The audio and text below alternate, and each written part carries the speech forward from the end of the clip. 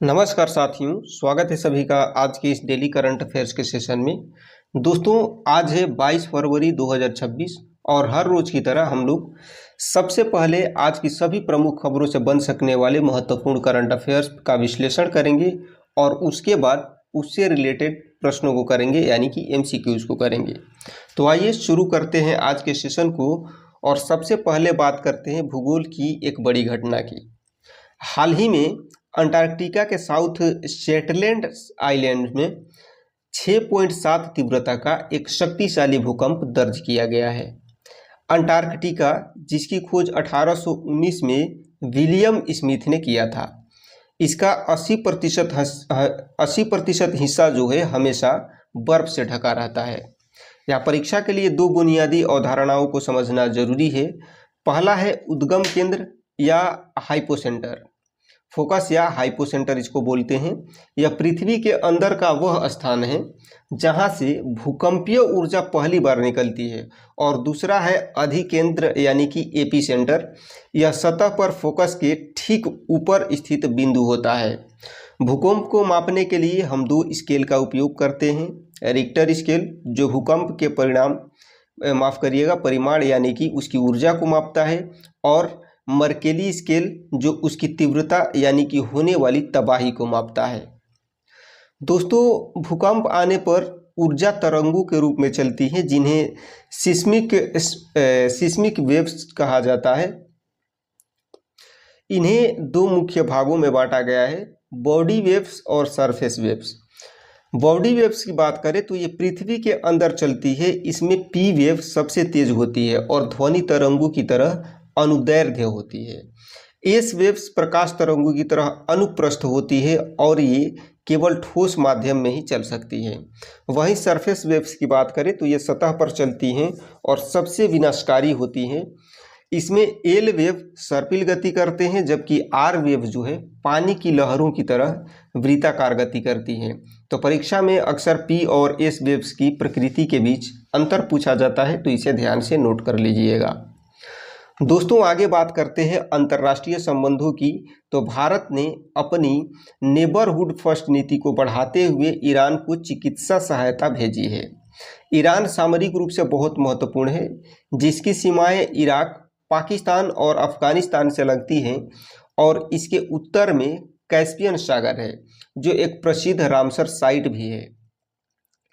इसी बीच पर्यावरण विज्ञान का एक नया शब्द चर्चा में आया है, ब्लैक रेन। जब वायुमंडल में मौजूद सूट पार्टिकल्स यानी कि कार्बन के काले कण नाइट्रोजन और सल्फर जैसी गैसों के साथ मिल जाते हैं, तो ये जहरीली और काली बारिश का कारण बनते हैं। यह न केवल स्वास्थ्य के लिए हानिकारक है, बल्कि इमारतों और कृषि को भी नुकसान पहुंचाती है। तो यह कॉन्सेप्ट आपके एनवायरोपॉलिटी के खंड के लिए अत्यंत महत्वपूर्ण है, तो इसको भी ध्यान रखिएगा। दोस्तों, वैश्विक व्यापार जगत में जोन्स एक्ट 1920 इन दिनों सुर्खियों में है। यह संयुक्त राज्य अमेरिका का एक मर्चेंट मैराइन कानून है, जो यह अनिवार्य करता है कि अमेरिकी बंदरगाहों के बीच सामान केवल अमेरिकी जहाज़ों द्वारा ही ले जाया जाए। हाल ही में क्रूड ऑयल और कार्गो संकट से निपटने के लिए इसे 60 दिनों के लिए निलंबित किया गया है। भारत के संदर्भ में देखें तो हमारे पास एक विस्तृत तटरेखा है। पश्चिमी तट पर कांडला यानी कि दीनदयाल और जेएनपीटी मुंबई, मुर्मुगांव, मंगलोर और कोची जैसे प्रमुख बंदरगाह हैं। वहीं पूर्वी तट पर तूतीकोरिन, चेन्नई, एनोर, विजाग और पारादीप जैसे महत्वपूर्ण पोर्ट स्थित है। बंदरगाहों के स्थान और उनके नए नामों जैसे कि कामराजर पोर्ट को याद रखना परीक्षा के लिए जरूरी है, तो इसको ध्यान रखिएगा। आगे बात करें दोस्तों, तो भारत सरकार ने विनिर्माण क्षेत्र को वैश्विक शक्ति बनाने के लिए भव्य यानी कि भारत औद्योगिक विकास योजना लॉन्च किया है। इस योजना का मुख्य उद्देश्य है भारत के बुनियादी ढांचे और मैन्युफैक्चरिंग को विश्व स्तरीय बनाना। यह योजना 2021 में शुरू हुई पीएम गति शक्ति योजना के 7 पिलर्स पर आधारित है। इस मेगा प्रोजेक्ट के लिए सरकार ने 33,660 करोड़ का भारी भरकम निवेश तय किया है, जिसके तहत देश भर में 100 नए इंडस्ट्रियल पार्क बनाए जाएंगे। विशेष रूप से 7 राज्यों की पहचान की गई है जहां प्रमुख टेक्सटाइल पार्क विकसित होंगे। यह योजना न केवल रोजगार पैदा करेगी बल्कि मेड इन इंडिया उत्पादों की वैश्विक स्वीकार्यता भी बढ़ाएगी। दोस्तों, जल संरक्षण की दुनिया का सबसे प्रतिष्ठित सम्मान स्टॉकहोम का वाटर प्राइज 2024 की घोषणा हो गई है। इस वर्ष के विजेता ईरान के कावेह मदानी हैं, जो मात्र 44 वर्ष की आयु में यह पुरस्कार जीत करके उन्होंने एक नया रिकॉर्ड बनाया है। यह पुरस्कार जो है 1991 से स्वीडन के राजा के द्वारा प्रदान किया जाता है। यहाँ कुछ महत्वपूर्ण तिथियां भी याद करके रखिएगा। 22 मार्च को विश्व जल दिवस, 22 अप्रैल को पृथ्वी दिवस और 22 मई को जैव विविधता दिवस मनाया जाता है। भारत में जल संरक्षण के लिए राष्ट्रपति द्रौपदी मुर्मू द्वारा कैच द रेन अभियान और जल जीवन मिशन 2.0 जैसी दूरगामी पहल की गई है। ये तथ्य पर्यावरण के हर प्रश्न में पूछे जाते हैं, तो इनको ध्यान में रखिएगा। आगे बात करें दोस्तों, तो भारत की समुद्री सुरक्षा रणनीति अब और भी मजबूत हो गई है। रक्षा मंत्री राजनाथ सिंह ने कोची में सागर यानी कि security and growth for all in the region पहल के दूसरे संस्करण का शुभारंभ किया है। इस पहल में 16 सहयोगी देश हिस्सा ले रहे हैं, जिसका उद्देश्य हिंद महासागर में शांति और सुरक्षा को बढ़ाना है। साथ ही भारतीय नौसेना का ऑपरेशन संकल्प चर्चा में है। यह अभियान विशेष रूप से मेडागास्कर क्षेत्र और हिंद महासागर में समुद्री डकैती रोकने और व्यापारिक जहाज़ों की सुरक्षा सुनिश्चित करने के लिए चलाया जा रहा है। ब्लू इकोनॉमी और मैरीटाइम सिक्योरिटी के खंड में ये दोनों ही बिंदु जो है आपके उत्तर को प्रभावी बनाएंगे, तो इसको भी ध्यान में रखिएगा।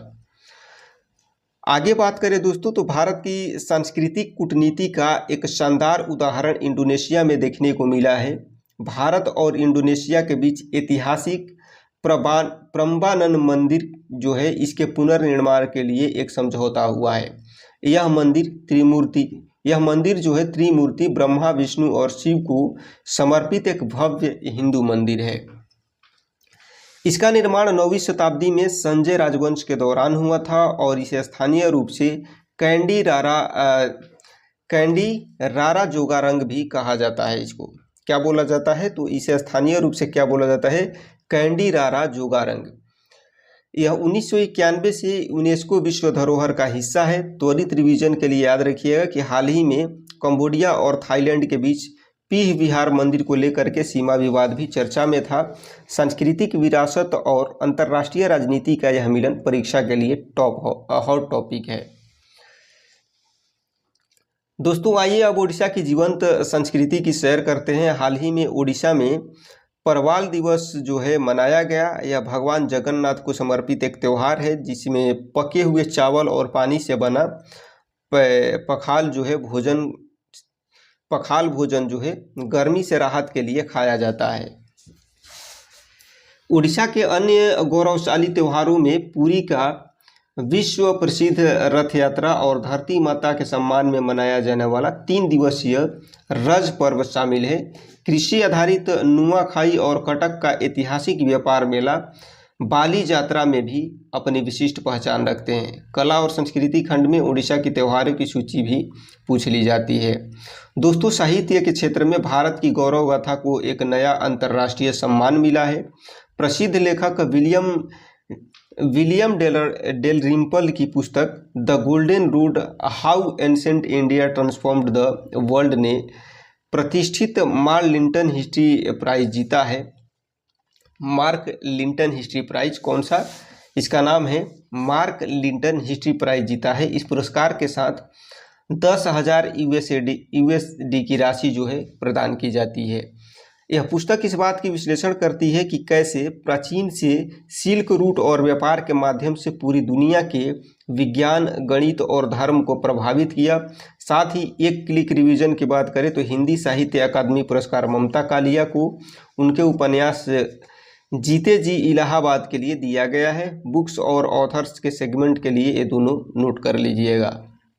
दोस्तों, जनजातीय मंत्रालय ने आदिवासी कला और फैशन को वैश्विक मंच पर ले जाने के लिए रीसा ब्रांड लॉन्च किया है। इसका उद्देश्य आदिवासी शिल्पों को आधुनिक रूप देकर के विश्व स्तरीय फैशन में बदलना है और अभिनेत्री माधुरी दीक्षित को इसका ब्रांड एम्बेसडर जो है नियुक्त किया गया है, यानी कि बनाया गया है।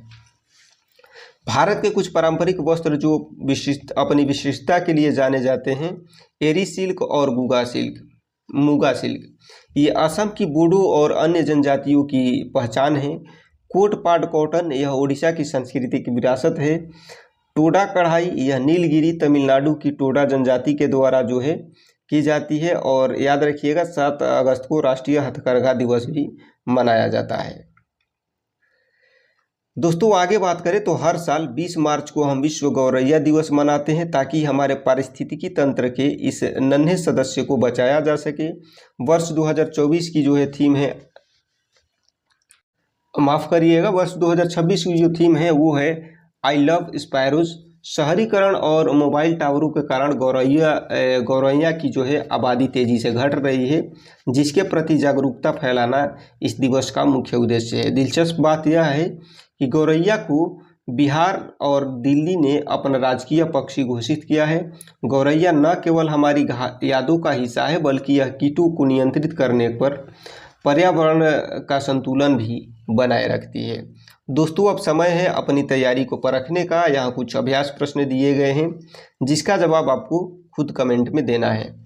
आपके लिए प्रश्न है, भूकंप के परिमाण और तीव्रता के लिए क्रमशः किन किन स्केल्स का उपयोग होता है। नेक्स्ट है, जोन्स एक्ट किस देश का मर्चेंट मैराइन कानून है। अगला प्रश्न है, भाव्या योजना किस क्षेत्र में विकास से जुड़ी हुई है। 2026 का स्टॉकहोम वाटर प्राइज किन्हें मिला है। प्रम्बानन मंदिर किस देश में स्थित है और परवाल दिवस कहाँ मनाया जाता है। तो इन सभी प्रश्नों के जवाब जो है आपको कमेंट सेक्शन में देना है।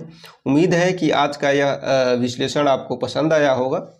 अपनी तैयारी को सटीक दिशा देने के लिए सब्सक्राइब करें, हमारे चैनल को पढ़ते रहिए, बढ़ते रहिए।